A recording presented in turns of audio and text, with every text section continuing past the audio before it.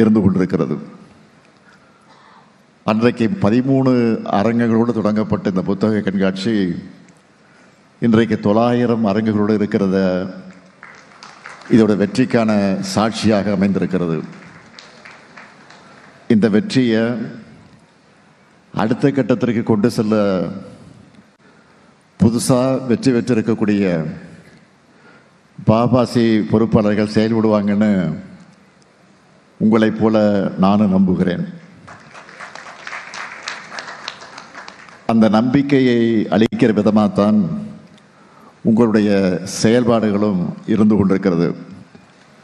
குறிப்பாக இன்னும் அதிக அளவிலான மக்கள் இந்த கண்காட்சிக்கு வரணும். அதனால தான் நுழைவு கட்டணத்தை கூட ரத்து செஞ்சிருக்கிறத நான் வரவேற்கிறேன், வாழ்த்துகிறேன். இதில் தனிப்பட்ட முறையில் எனக்கு கூடுதல் மகிழ்ச்சி அளிக்கக்கூடியது என்னன்னு கேட்டிங்கன்னா, தலை சிறந்த படைப்பாளிகளுக்கு முத்தமிழர் கலைஞருடைய பெயரால் பொற்கிழி விருதுகளை வழங்கியது. அதில் குறிப்பாக தலைவர் கலைஞர் அவர்களை இந்த புத்தக கண்காட்சிக்கு தன்னுடைய சொந்த நிதியிலிருந்து வழங்கின 1 கோடி ரூபாய் நிதியிலிருந்து பெறப்படக்கூடிய வட்டி தொகையிலிருந்து ஆண்டுதோறும் 6 எழுத்தாளர்களுக்கு தலா 1 லட்சம் ரூபாய் வழங்கி கொண்டிருக்கிறோம். அப்படி வழங்கப்பட்ட நிலையில் இதுவரைக்கும் 11 லட்சம் ரூபாயை விருதாக வழங்கியிருக்கிறோம். இந்த ஆண்டுக்கான விருதுகள் நவீன தமிழ் கவிதையினுடைய மிக முக்கியமான முகமாக இருக்கக்கூடிய கவிஞர் சுகுமாரன் அவர்களுக்கு கவிதைக்கும், ஒடுக்குமுறைகளுக்கு எதிராக விளங்கக்கூடிய படைப்புகளை படைக்கக்கூடிய ஆதவன் தீட்சணை அவர்களுக்கு சிறுகதைக்கும், பன்முக எழுத்துக்கு சொந்தக்காரராக இருக்கக்கூடிய இரா முருகன் அவர்களுக்கு நாவலுக்கும், ஓவியங்கள், சிற்பங்கள், கட்டிடக்கலைகள் அது குறித்து ஆய்வை நெடுங்காலமாக செய்து கொண்டிருக்கக்கூடிய பேராசிரியர் பாரதி புத்திரன் அவர்களுக்கு உரைநடைக்கும், நவீன நாடக மேடைகளில் இயங்கி வரக்கூடிய முக்கியமான கலைஞராக இருக்கக்கூடிய கருணா பிரசாத் அவர்களுக்கு நாடகத்துக்கும், தமிழ்நாட்டின் மிக முக்கியமான அறிஞரும் எஸ்வி ராஜதுரை அவரோடு இணைந்து பெரியார் சுயமரியாதை சமதர்மம் என்ற முக்கியமான வரலாற்று ஆவணத்தை தந்துவிக்கக்கூடிய கீதா அவர்களுக்கு மொழிபெயர்ப்புக்கும் இன்னைக்கு வழங்கி இருக்கிறதுல நான் மகிழ்ச்சி அடைகிறேன், பெருமை அடைகிறேன். அதற்காக உங்கள் எல்லாருக்கும் என்னுடைய நெஞ்சம் நிறைந்த வாழ்த்துக்களை நான் தெரிவித்துக் கொள்கிறேன். நம்முடைய எண்ணம் எல்லாம்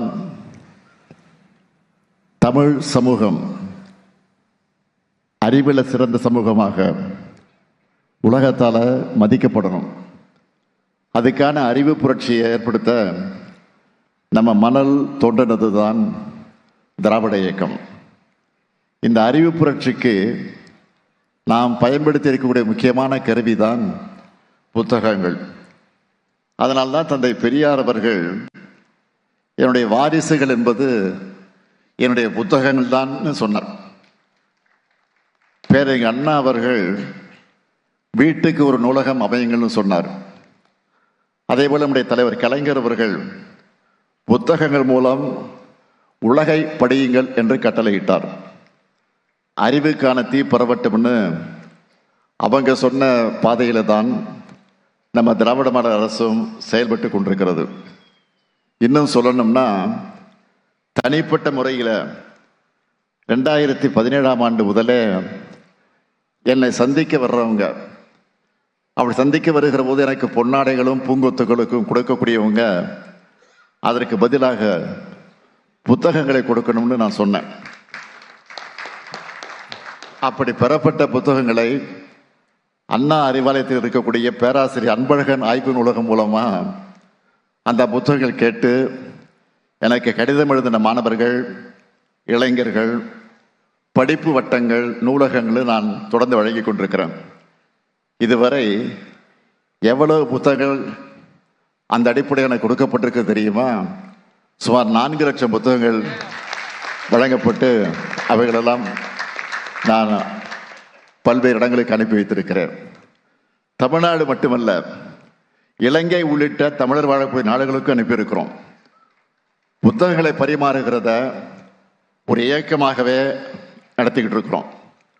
அண்மையில் கூட திமுக இளைஞரணியின் சார்பில் வள்ளுவர் கோட்டத்தில் அறிவு திருவிழா நடத்துகிறாங்க. நான் போய் அங்கே அரை நாள் அந்த வள்ளுவர் கோட்டத்துக்கு சென்று அங்கே அரை நாள் முழுவதும் சுற்றி பார்த்து அந்த புத்தக ஸ்டால்களை எல்லாம் நான் மகிழ்ச்சியோடு பெருமையோடு பூரிப்போடு பார்வையிட்டேன். நேரம் போனதே தெரியல, அந்த அளவுக்கு நான் பார்த்தேன்.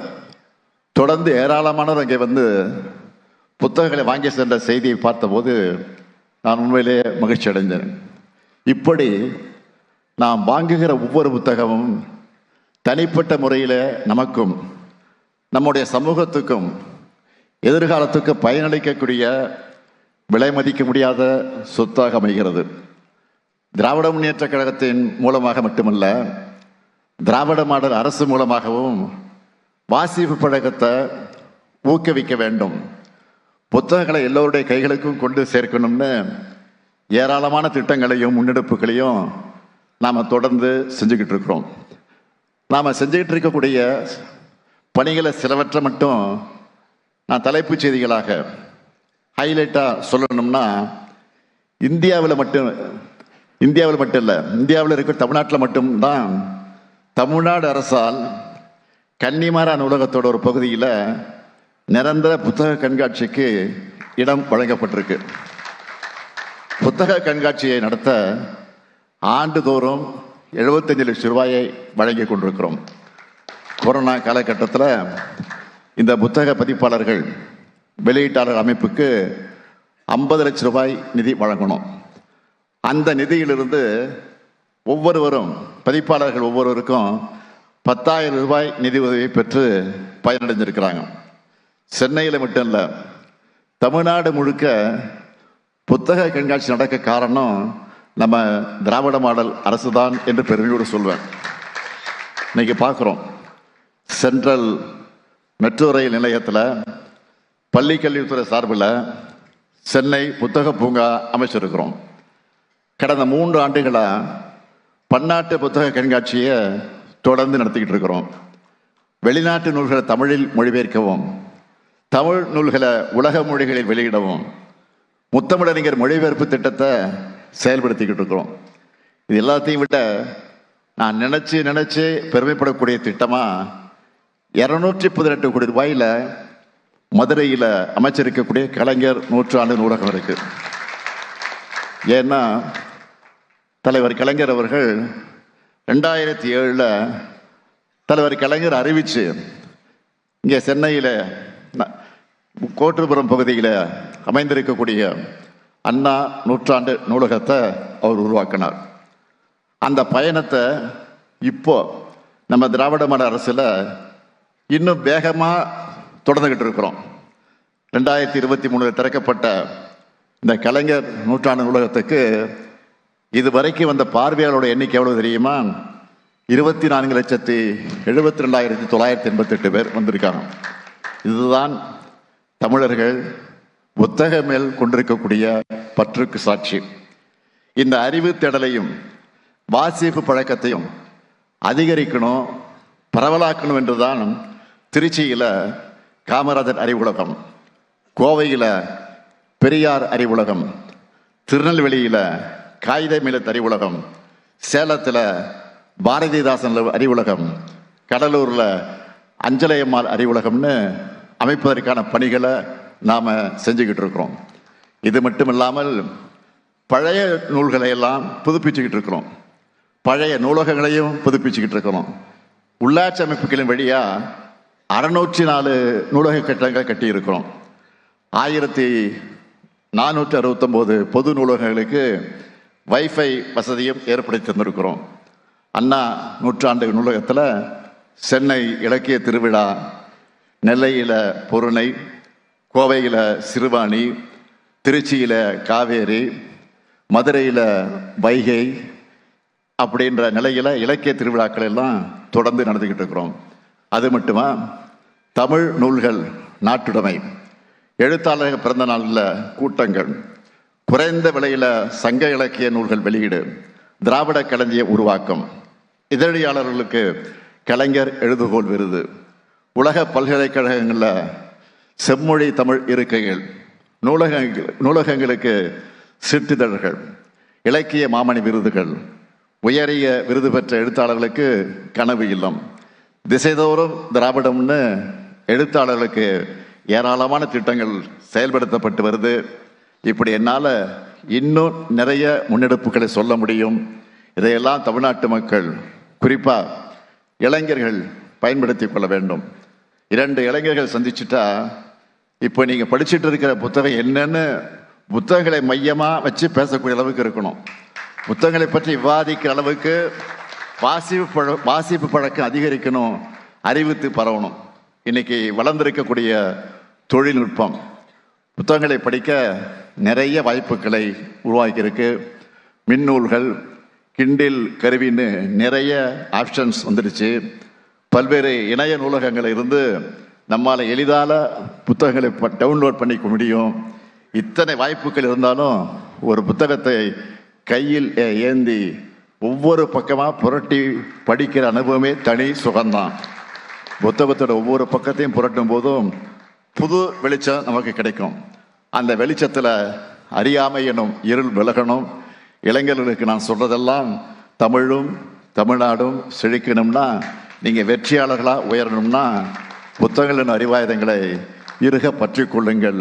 வெளிநாடுகளுக்கு போகிறப்போ அங்கே பூங்காக்கள், பயணங்கள்னு பொது இடங்களில் நிறைய பேர் புத்தகங்களை படிச்சுக்கிட்டே போகிறத நான் பார்ப்பது உண்டு. நீங்களும் பார்த்துருப்பீங்க.